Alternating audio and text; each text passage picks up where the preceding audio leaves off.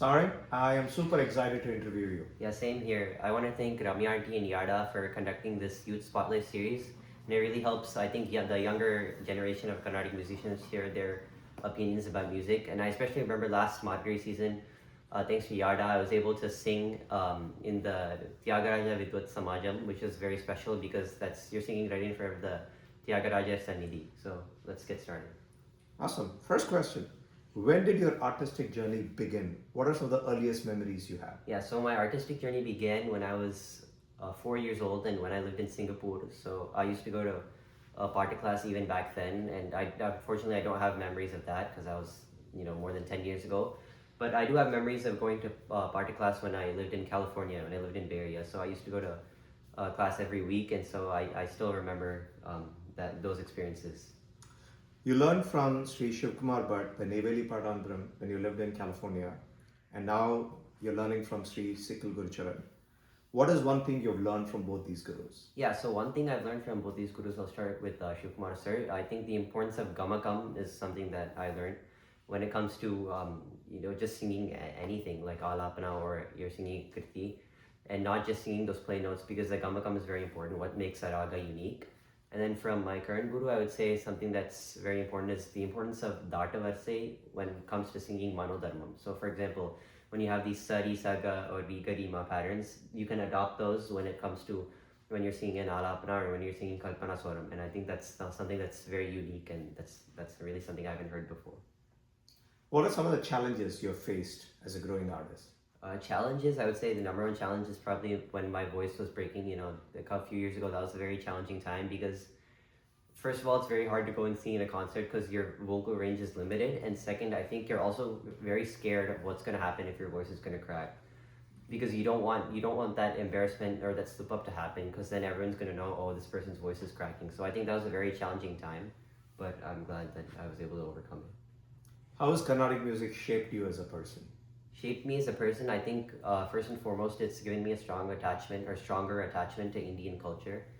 I would say, practicing this, I would say has thoroughly connected me like back to my culture, whether it comes to just going to India and singing, or when you're talking to like relatives from India. I think it gives a strong connection. What is your practice style ahead of a big concert? Practice style at a big concert, it's not really that much. I just sing everything that I'm going to sing in the concert to make sure it's all good. And then if the concert's in the morning, then maybe I'll have to warm up my voice by singing a little bit. But if it's in the evening, I'll just run through everything and make sure I've got it all done before a big concert. Got it.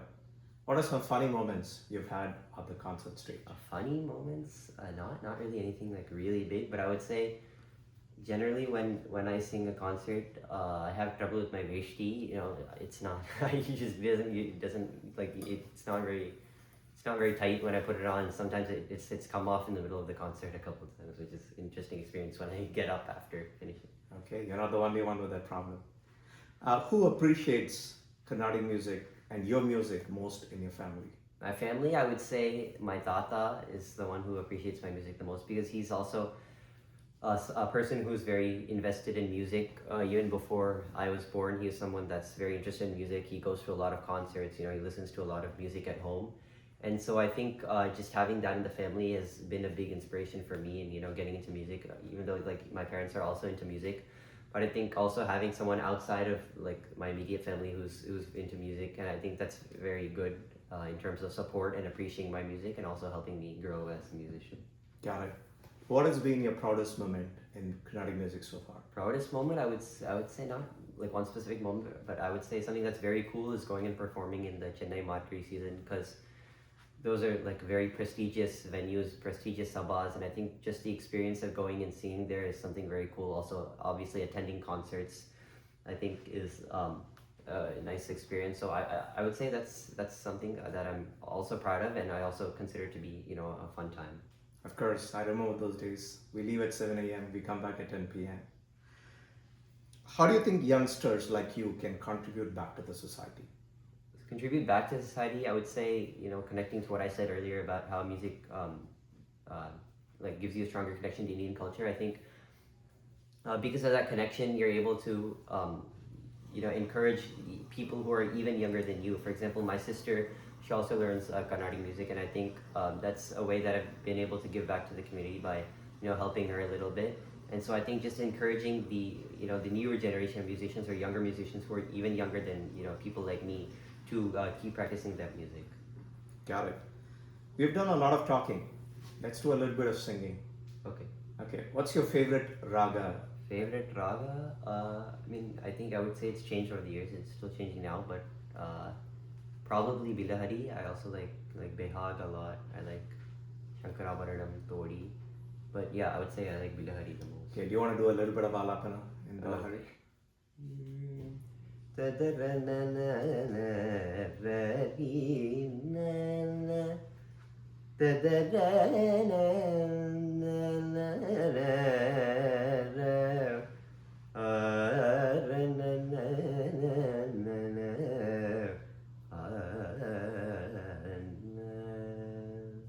Nice. What's your favorite kriti? Kriti, I would say, going back to what I said with Hari, I like Naji Vadar a lot because that's a very unique composition of Saint Tyagaraja, and that it has so many sangatis in the Pallavi. I think like more than 10 sangatis, maybe even 15 sangatis in the Pallavi.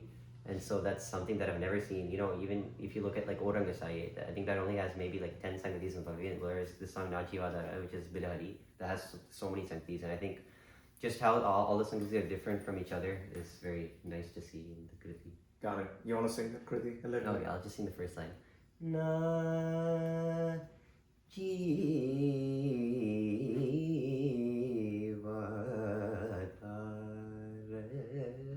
That's just the first line, but then you have the last Sangati, which is like two whole out notes. Okay. Got it. Let's do a little bit of rapid fire round. Okay. Quick answers. Favorite composer? Favorite composer, I would say, although I like Gopal Krishna Bharati a lot, he has a lot of Cheta Swarams in his songs, which I like. I would say my favorite composer is Dikshita, because not only does he have a wide variety of compositions in various aspects, through the what language the composition is in, what god or goddess the composition is on, and several other things. I think I appreciate the variety in all of his songs. Awesome. That makes it the two of us.